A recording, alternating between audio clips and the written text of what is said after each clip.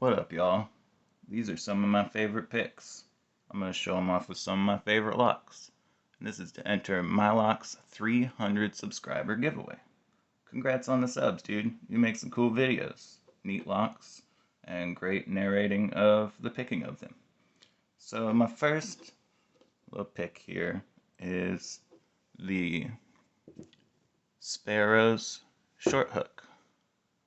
It's just like as regular as you get, whether you're picking master lock number 3s or something with some spools and a little different keyway. You can use bottom of the keyway tension and just pick off like a ledge or something. I like that the shank isn't super high. It's kind of like thin right here, and it just seems to have nice little, if the handle feels good. But I also use it for pushing sliders around. Like on Desmo, it's got that little track of sliders. So you can get up under there and kind of nudge them up like that. Especially if, like in here, there are kind of gaps you can feel for with the tip of the pick as it goes in. And then you're kind of underneath the slider. And same with like the twin,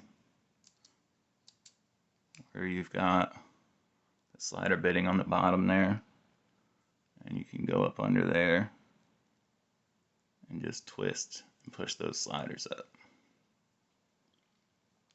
Next, what we got next here?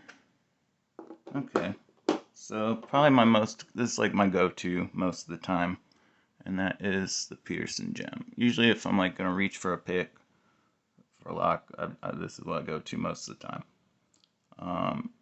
I find that it's good. It's just like a little thin enough than like a 25 thousandths to get up into the Schlage keyway. And I really had a lot of trouble on that keyway until I moved to the 18 thousandths.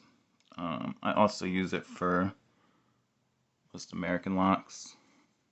It's thin enough in the 18 thousandths to get up through the middle there, and just the right curve to get up at them.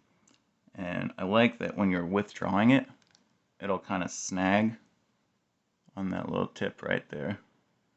And so you can kind of get little bits of feedback from pins that stop you as you're dragging it back. And that's real helpful.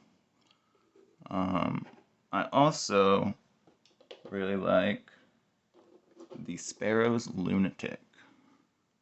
It's kind of a weird one. I saw Lock Noob recommend it. I was like, that dude knows what's up. So I use it for lots of stuff. You can use it on like quick set keyways, and it'll get way back in there. This is one that I kind of threw some like random like spools and serrated and did some little modifications to the core to make it a little more difficult. And this thing tears it up. It's awesome. I like to use it for pack locks because that's wide open and you can really get up some of these higher ones from under the lower ones. And just bloop, like that. It's great. And then it's also was really helpful for me getting up in this one. It's pretty crazy bitting. And it's got spools and serrated pins of the Schlage Everest. And a dude repinned it to be real cool. And so it's real good at getting up that open keyway all the way up and down those highs and lows. And then so let's go to the next one. This is the Small Sparrow's Half Diamond. And I can kind of use it like I would the short hook, like there's a little pin in the back on the side that you have to kind of hit. It's like a little check pin, and it's real good for getting down like that, kind of flat. I use it for locks where maybe I'll be going for bottom of the keyway tension that takes up a lot of the keyway, and then I can kind of just take that small area. And this is another one where it'll kind of snag the pins as you're pulling it back. and you can feel what's binding, or even just with real loose tension, it'll just kind of set.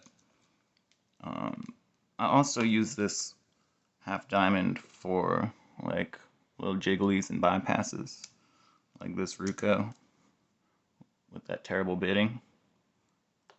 Able to go in there just from this top ledge and kind of give a little rock and open it up. I like because it's small and kind of flat, and 20 thousandths, so it's a little bit thinner.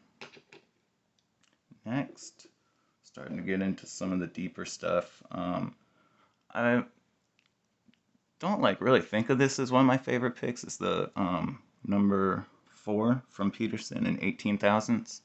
But looking back on the locks that I picked, this is like always in the pictures. So it's just kind of deeper, and it's got kind of a little blob at the end, sort of just rounded a little bit.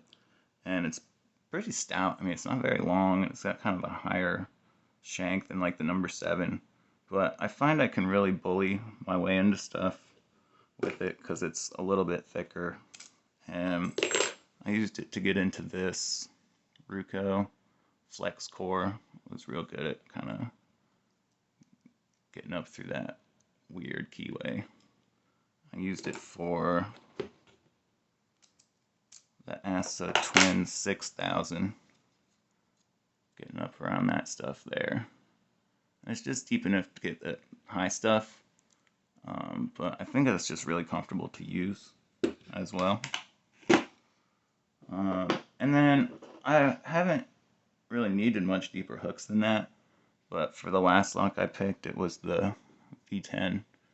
I really needed it to get up around the bitting. Let's see if I have that key here. Yeah, because this was so low, and then coming up here it was so high that this was the only hook I really had that would get it and curve at the same time. And so I see myself using that one a lot more in the future. All right, well, Milo, congratulations on the subs. Videos are real cool, and I appreciate you doing the giveaway. All right, y'all have a good one.